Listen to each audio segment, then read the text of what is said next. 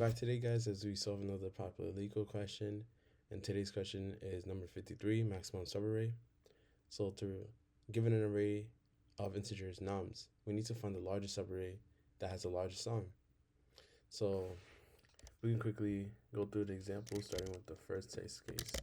And some things to consider, right? So will the input list always always be valid? If the input list only has negative numbers, right? So negative numbers.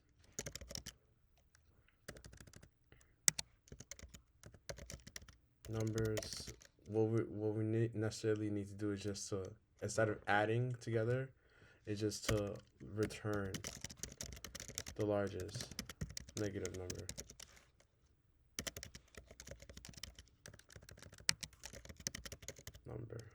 Just like that, right? And so these are just some things to consider. And so if we walk through the example, what we need to keep track of is obviously, like, we need a current sum and also a max sum, right? Current sum is just gonna be 0, and the max sum, so we'll just put like negative infinity, right? The lowest possible number that we can get. And so for our subarray, it will first be empty, and then we'll just continuously move through the I pointer. And some things that we need to do, so like as we iterate through the input, if the current sum ever is less than 0, we need to reset it, right? Reset it. And another thing that we need to also consider is, since our current sum is going to be starting at 1, we need to, every loop, we're adding the current number to our current sum, and we need to calculate the max each time that we do so. So this would actually happen before we check this, and so it would be add the current number to the value of the current sum, and if the current sum is larger, bigger than the max sum, update the max sum to be the largest number. Subarray sum, right? And so as we iterate through the values, so first starting right here, let me just end this real quick. So starting with our I pointer here, right? Our current sum will now be -2. And then we'll have to do the comparison, and so our largest max sum would be -2 as well. But since our current sum is also below 0, right? Since our current sum is also below 0, we'll have to reset it back to 0 itself, right? And as we move, as we continuously move through it again, now it's 1. We're able to update, and now we move through it again. Now it's -2.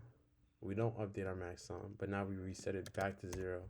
So we actually don't need to keep track of the subarray at all, because we're able to like simulate the process through just pointers and like some quick variables, right? And so we continue moving forward. This was -2. Now we're at 4. Our current sum is 4. Our max sum is now 4. We continue through. Now it's 3 because we add the -1. And since it's not less than 0, we're able to continue going forward. We don't update our max sum. we move forward. Now we would add 2 to it. Now it gives us 5, a total of 5, right? And now we're able to update our max sum. Move down 1 again. We're able to update it to 6, and we're able to update our max sum to 6 too. Now move it once again, and now we subtract 5 from it, which gives us 1, and we don't update our max sum.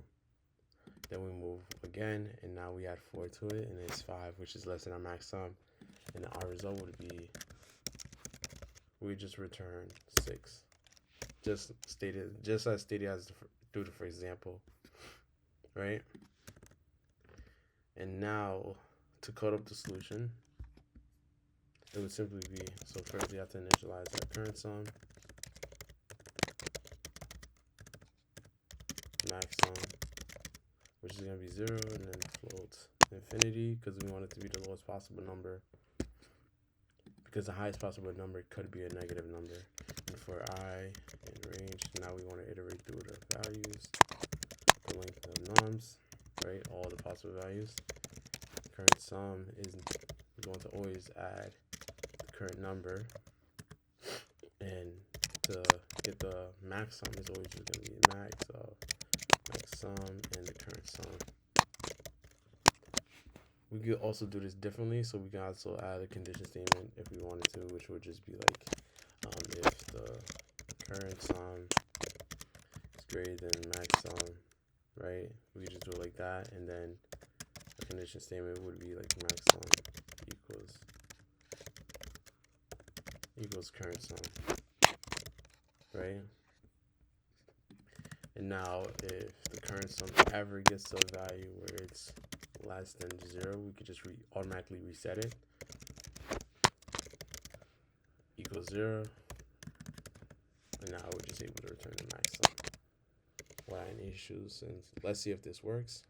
But before we run it, I'd like to give you the time and space complexity. So as it decides the inputs to grow, it would just be a linear time, because we're only scanning through each of the elements only once. And for the space complexity, since we're only using 2 variables, and so the size of that is never going to change, it's always going to be constant, which is big O 1. So now we can run it. We see how it works. We're able to submit it. Great. We see that it passes all the test cases.